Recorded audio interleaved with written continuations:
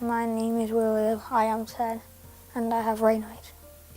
When I went to school one day and my hand was really tingly and they went all fat and then they were all white as well. I showed my mum and she didn't know what it was and she went to the children's hospital and that's where we found out that I had Raynaud. I just have to be more careful when I play. I always have to monitor.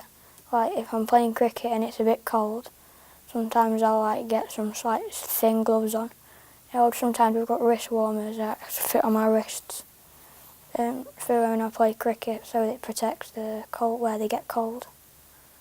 To be honest, I don't think my friends are that bothered because they're still like my friends and they don't treat me any differently. So they'll remind me to get my gloves on and things. So they're helping as well, but it's not affecting us being friends or anything. So it's still all right. I've noticed he goes to the radiator because his hands get really cold and he does it to warm them up, and then he puts his gloves on sometimes. He wears these gloves which stop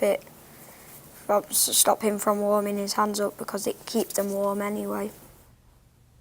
How old is she? She's 94, and she likes to knit when in her spare time, which is all the time, and if there's anything she knits Christmas decorations for all my children in my class, and she knitted a few pairs of these for me as well. I am Cheryl, I am William's mum. We noticed after William was scraping the car with ice that his hands went huge. They went red and then they were white as well. When we got to school, I made him put them on a table and we took a photo of them just so that we got evidence. If it was to ever happen again and we needed to go to the doctors, we could actually show them what it was. And it did happen again. So after a few times, we then went to the doctors with our evidence, because it never happens when you go to the doctors. So we had the evidence and then they sent us to the children's hospital.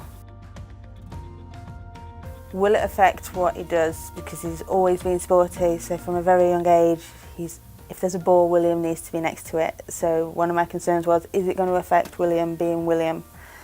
And luckily, touch wood, it hasn't affected him so far. School have been made aware of it, but it is a struggle. So every year when he has a new teacher, I come in and discuss with them what William needs to do. But it is a struggle. They're very busy people. And because it's a condition that you can't see all the time, people don't understand or think that there is an issue.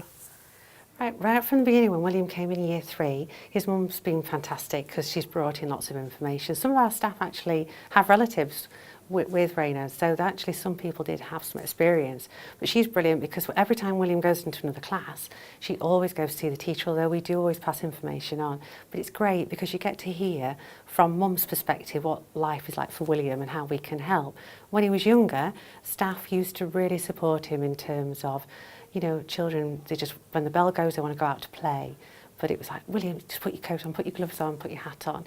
As he's got older, we've really tried to talk to him and say, we're not going to say that all the time, William, because you've got to learn to have a little bit of independence. So as I've got into year 6 with William, it's very much me just keeping an eye on him and then stepping in if I need to, but trying to encourage him to be independent. William was really enthusiastic to bring the magazine in. There's some lovely pictures of William and his family in it, and it was great to share that with all of the class and all the children. So advice for other parents, I would definitely say get in touch with Raynaud's charity because they've been really good and helpful. And be prepared, so we make sure that we've got everything that we need everywhere, so in the car, at school, grandparents, aunties, uncles.